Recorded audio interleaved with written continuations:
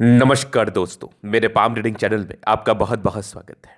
आइए आज 32 वर्ष के पुरुष के पाम का एनालिसिस करेंगे, इनके सवालों का जवाब करेंगे। तो सर्वप्रथम इनके सवालों को सुनेंगे, फिर एक एक करके इनके सवालों का उत्तर करेंगे। उससे पहले अगर आप लोगों ने अभी तक हमारे चैनल को सब्सक्राइब नहीं किया है तो कृपया करके चैनल को सब्सक्राइब कर ले, बेल आइकन को प्रेस कर दे ताकि एड्रेस नोटिफिकेशन आपको मिल जाए। तो चलिए शुरू करते हैं। वर्तमान समय में इनका व्यापार है, आगे के जीवन के बारे में जानना चाहते हैं। हथेली पर क्या अच्छी खराब अवस्था बनी है, इस महत्वपूर्ण विषय पर जानना है। और आगे के जीवन में क्या सफलता मिलेगी, क्या दिक्कतें मिलेंगी। अभी व्यापार कोई खास अच्छे तरीके से चल नहीं रहा है तो एक क्वेश्चन मार्क मन में जरूर उत्पन्न हो रहा है कि ये जो व्यापार नहीं चल पा रहा है तो आगे भी क्या यही स्थिति बनी रहेगी या फिर व्यापार चलेगा, धन लाभ करेंगे। इन सारे महत्वपूर्ण विषय पर जानना है। तो आप बिल्कुल चिंतित ना हो और बिल्कुल चिंता भी ना करें। आपके क्वेश्चंस को हमने सुन लिया है, समझ लिया है, बताने का कोशिश करूंगा। तो व्यापार को ठीक से चलने के लिए व्यापारिक रेखा हाथ पर होनी बहुत जरूरी है। व्यापार की रेखा हाथ पर होनी बहुत ज़्यादा इंपॉर्टेंट है। तो आपके हाथ पर व्यापार की रेखा बहुत विजिबिलिटी के साथ नहीं बनी है, जिस कारणवश कोई खास व्यापार में आपको तरक्की देखने को नहीं मिल रही होगी। तो व्यापार की रेखा बुध रेखा यहाँ पर बनती है और यहाँ पर मुझे कोई खास रेखाएं नजर आ नहीं रही है। मतलब जातक का कोई खास तरक्की के साथ व्यापार चल भी नहीं रहा होगा, कोई खास ग्रोथ के साथ व्यापार चल भी नहीं रहा होगा। ये तो मैं स्पष्टता के साथ देख पा रहा हूँ। और ये क्या होता है ना, जब आपने कोई व्यापार शुरू किया तो इनिशियल स्टेज में ये बना नहीं होता है, धीरे धीरे ये बनता भी है, धीरे धीरे इसमें सार्थकता आती है, बनता है और जीवन पर अच्छा परिणाम आता है। इस बात में कोई डाउट नहीं है। तो अभी वो धीरे धीरे वाले स्टेज में आप हैं, इसके लिए मैं आपको रेमेडी दे दूंगा ताकि आपका और सार्थकता के साथ काम हो। तो पहली नेगेटिविटी तो ये दिखी। अब दूसरी अगर मैं बात कर लूँ तो जीवन रेखा पर भी कुछ राहु रेखाएं हैं। ये जातक के जीवन में कुछ सर्टन तनाव को बताते हैं। व्यापार में नुकसान ना चलना, तनाव आना, परेशानी आना, ये भी तो एक प्रकार का तनाव है, ये भी तो एक प्रकार की दिक्कतें हैं जिसकी वजह से जातक टेंशन में आ सकते हैं। तो राहु रेखा और व्यापारिक रेखा दो महत्वपूर्ण कारण। तीसरे बृहस्पति भी आपका दबाव लिए हुए स्थिति में ही है। तीसरा महत्वपूर्ण कारण या फिर तीसरा रीजन ये भी तो हो सकता है, ये भी तो इसका मतलब हो सकता है कि बृहस्पति की गड़बड़ी की वजह से भी जातक कार्य क्षेत्र को बढ़ा नहीं पाते हैं। जिस कारणवश मैं अगर आपको एक निर्णय दूं तो आपको कोई बहुत बड़ा इन्वेस्टमेंट के साथ व्यापार स्टार्ट नहीं करना था। पहला, अगर आपको व्यापार करना ही था तो आपको बहुत छोटे इन्वेस्टमेंट के साथ करना था। बहुत बड़े इन्वेस्टमेंट के साथ करने में एक नुकसान, एक परेशानी, एक तनाव तो जरूर है। ये मैं आपके हथेली के माध्यम से देख पा रहा हूँ। अब चूंकि आपने कर दिया है तो अब इसको छोड़ना भी अनुचित है। लेकिन अभी फिलहाल कोई खास इन्वेस्टमेंट ना करें आप, और आप उपाय करें, सार्थकता के साथ उपाय करें, उसके बाद ही कोई तरक्की का उम्मीद रखें। इसके उपरांत एक पॉजिटिविटी आपके हाथ पर बहुत जबरदस्त है। ये पॉजिटिविटी जातक को बहुत धनवान बनाती है, बहुत धन लाभ कराती है। ये देखिए, ये आपके डिस्टर्ब शुक्र बल है। ये क्या है ना कि आप एक तो डिस्टर्ब है, मतलब थोड़ा मूड स्विंग होता होगा, लेकिन एक प्रॉपर शुक्र बल है। तो शुक्र बल अगर किसी व्यक्ति के हाथ पर है तो वो इंडिकेट करता है कि जातक के जीवन में जब वो जन्म लेते हैं तब के बाद इनके पारिवारिक दृष्टिकोण से चीज़ें बड़ी सार्थकता के साथ होती है। पिताजी राइज करते हैं, हर एक प्रकार का कंफर्ट का सारा चीज़ आपके जीवन पर अवेलेबल रहता है। तो ये तो पॉजिटिविटी थी। एक डिस्टर्ब था तो थोड़ा मूड स्विंग होता है इस केस में। जातक को थोड़ा मूड स्विंग का सामना जरूर करना पड़ता है इस केस में। इसके उपरांत ये एक रेखा जो है ना, ये माइंड रेखा का ब्रांच है। इसको कोई और रेखा समझने की गलती ना करें, बाकी ये भी एक माइंड रेखा की ही ब्रांचेस हैं। और भाग्य रेखा भी शुरुआती दौर से कोई बहुत खास रही नहीं है। तो जब किसी व्यक्ति के हाथ पर बहुत खास भाग्य रेखा नजर ना आए तो ये भी तो एक तनाव को बताती है, ये भी तो एक परेशानी को बताती है। इस केस में भी जातक के जीवन में एक तनाव होता है कि भाग्य ही धन रेखा होती है, धन के आगमन को भाग्य रेखा ही बताती है।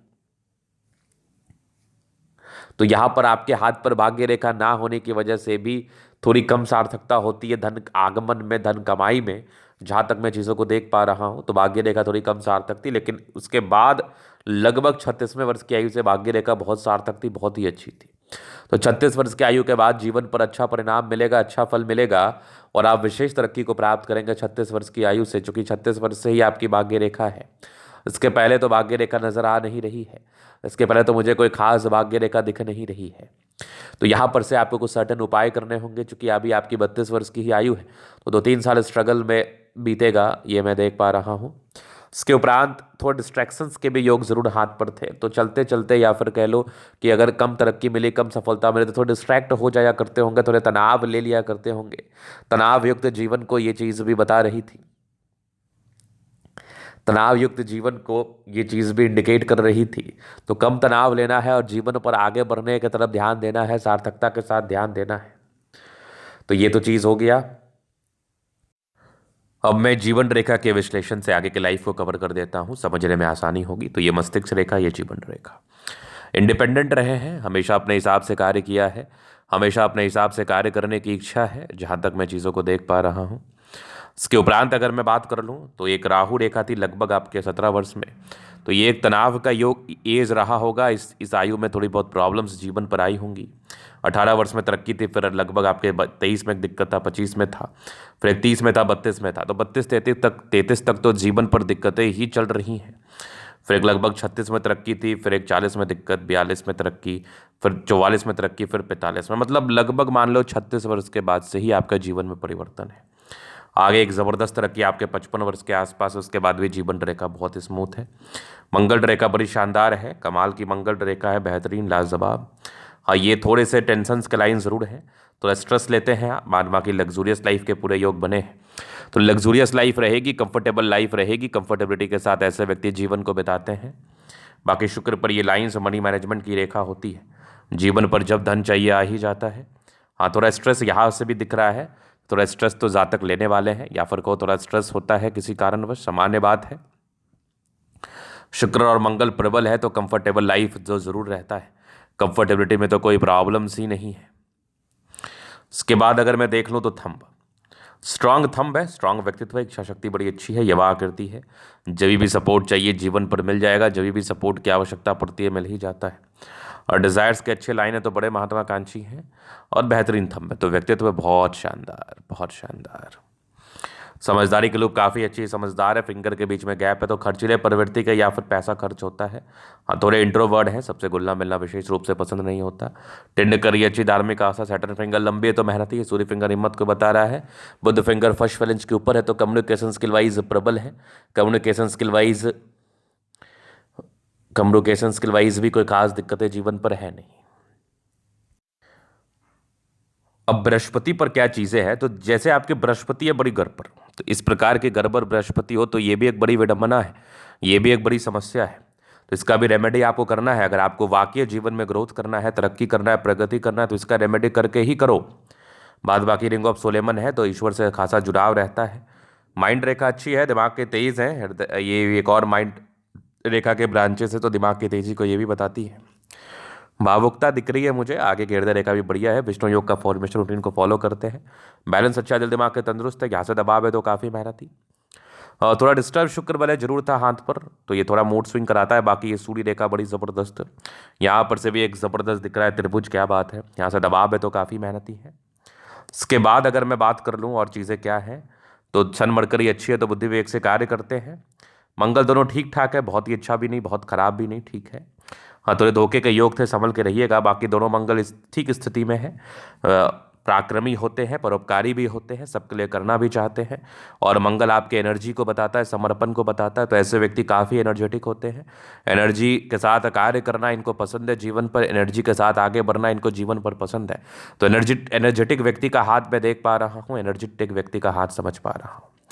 चंद्रमा भी बेहतर स्थिति में है, थोड़े यहाँ पर दबाव थे तो थोड़ा ये मानसिक अशांति को थोड़ा जरूर बता देता है। तो कोई कारण होता है जीवन पर मानसिक अशांति का, तो कोई ना कोई कारण आपके जीवन पर बनेगा जिस कारणवश आप मानसिक अशांत रहने वाले हैं। तो इसका भी रेमेडी कर लें तो बेहतर रहेगा। जिस भी व्यक्ति का चंद्रमा थोड़ा भी गड़बड़ स्थिति में है उसको उसका उपाय डेफिनेटली कर लेना चाहिए, विशेष ग्रोथ, विशेष तरक्की, विशेष प्रगति हेतु। कुछ यात्रा के योग थे, जीवन पर यात्राएं परस्पर बनी रहती हैं, इस केस में यात्राएं रहती हैं, प्रगति होती है, तरक्की होती है, नो डाउट। बाद बाकी ये भाग्य रेखा तो मैं इसको नहीं मानूंगा, ये आपकी माइंड रेखा का ब्रांच है, ये भाग्य रेखा बिल्कुल भी नहीं है। भाग्य रेखा शुरुआती दौर से है ही नहीं, तो भाग्य का दिक्कत रहा है, लेकिन केतु परत और फिश है, आकस्मिक धन लाभ को बता रहा है। आगे भी ये भाग्य रेखा बढ़िया है, एक ज़बरदस्त ट्रायंगल, ये भी बुध रेखा बड़ी ज़बरदस्त है, क्या बात है, यहाँ से भी एक भाग्य रेखा चल रही है बढ़िया। तो इस केस में जातक का जीवन अच्छा बीतता है, कंफर्टेबिलिटी के साथ बीतता है। तो ये था इनके दिल्ली का पूर्णतः विश्लेषण। अगर आपको हमारा ये वीडियो पसंद है, लाइक कर दे, कमेंट कर, सब्सक्राइब कर दे। अगर आप व्यक्तिगत रूप से मेरे साथ इस तरह का दिखा के सही जानकारी प्राप्त करना चाहते हैं तो हमारा व्हाट्सअप नंबर डिस्क्रिप्शन में मिल जाएगा, लेके आप संपर्क कर सकते हैं। धन्यवाद।